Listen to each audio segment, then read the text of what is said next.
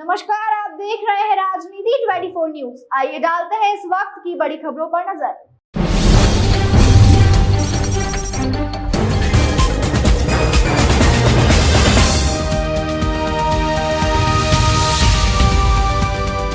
Justice Dinesh Mehta व justice Vineet Kumar Mathur की double bench में आसाराम की ओर से अंतरिम जमानत को आगे बढ़ाने के लिए आवेदन पेश किया गया था। राजस्थान हाईकोर्ट ने एक बार फिर से संत आसाराम बापू को उपचार के लिए अंतरिम राहत देते हुए अंतरिम जमानत को 1 जुलाई 2025 तक बढ़ा दिया है। 86 वर्षीय संत आसाराम बापू हृदय में 3 गंभीर ब्लॉकेज के साथ ही डायबिटीज, ब्लड प्रेशर सहित अनेक गंभीर रोगों से ग्रस्त है।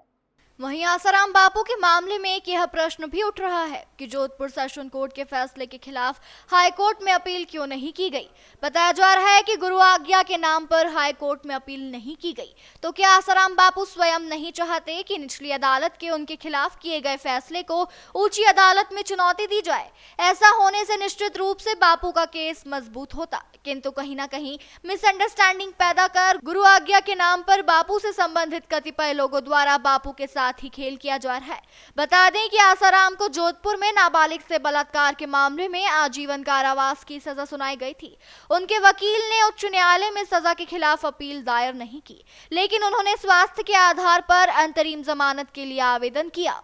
जिस प्रकार के भी षड्यंत्र हुए हैं वो सबका पर्दाफाश होगा और वो सब चीज़ें समाज के सामने आएंगी कि किस तरीके से एक निर्दोष संत की 50 वर्षों की निष्काम सेवा को परे करके, किनारे करके और एक लड़की के झूठे आरोप पर इतना बड़ा क्या बोलना चाहिए अत्याचार किया गया और किसी की नहीं, किसी भी साधक की नहीं सुनी गई, किसी भी भक्त की नहीं सुनी गई, कुछ किसी चीज़ का कोई असर नहीं हुआ।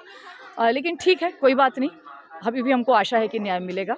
पूर्व में जोधपुर सेशन कोर्ट का जो फैसला था उसको बताएगा कि वो गलत फैसला था, तो आश्रम क्यों नहीं उसके खिलाफ हाई कोर्ट में क्यों नहीं गया? इसको लेकर भी तमाम बातें उठ रही है, तमाम सवाल नहीं, हाई कोर्ट में गया है, हाई कोर्ट में गया है बिल्कुल। और जहाँ तक मुझे जानकारी है, मुझे तो आश्चर्य हो रहा है इस प्रकार का दावा आप कैसे कर रहे हैं। हाई कोर्ट में गया है कि सेशन कोर्ट नहीं, सेशन कोर्ट के फैसले के खिलाफ ही हाई कोर्ट में गया है जी।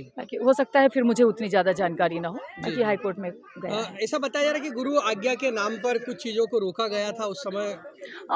ये भी कहा जा सकता है, क्योंकि एक बात तो आप मान के चलिए कि जो कुछ भी आश्रम के द्वारा एक्शन लिया जाता है, कदम उठाए जाते हैं, वो गुरुजी की आज्ञा के बगैर नहीं उठाए जाते हैं। तो बड़े से बड़े वकील सेलेक्ट करना हो, चाहे किसी भी प्रकार का अपील करनी हो न्यायपालिका में, जो कुछ भी है वो गुरुदेव की आज्ञा के बिना नहीं होता है। तो जो आश्रम की लीगल टीम है वो कहीं ना कहीं काफ़ी मर्यादित रह करके उसको कोई भी निर्णय लेना पड़ता है, यानी गुरुजी की आज्ञा के बिना नहीं होता है। तो ये बात सही है। क्या हाई कोर्ट में अपील के लिए गुरुजी तैयार नहीं थे क्या? अब उनकी खुद के लिए वो क्या तैयार नहीं थे? माफ़ी चाहूँगी, इस विषय में बहुत मुझे गहरा नॉलेज नहीं है, इस वजह से पूरी बात सही तरीके से नहीं बता पाऊँगी मैं।